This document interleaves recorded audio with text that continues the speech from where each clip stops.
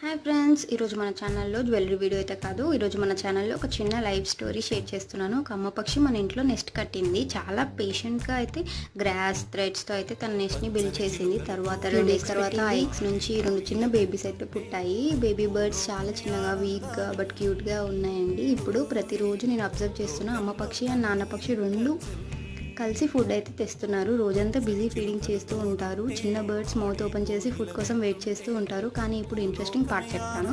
2 చిన్న బర్డ్స్ మధ్యలో అయితే చిన్న ఫైట్ జరుగుతుంది. ఒకటైతే బాగా ఎక్కువ తినేస్తుంది, ఒకదానికి అసలు ఇవ్వట్లేదు.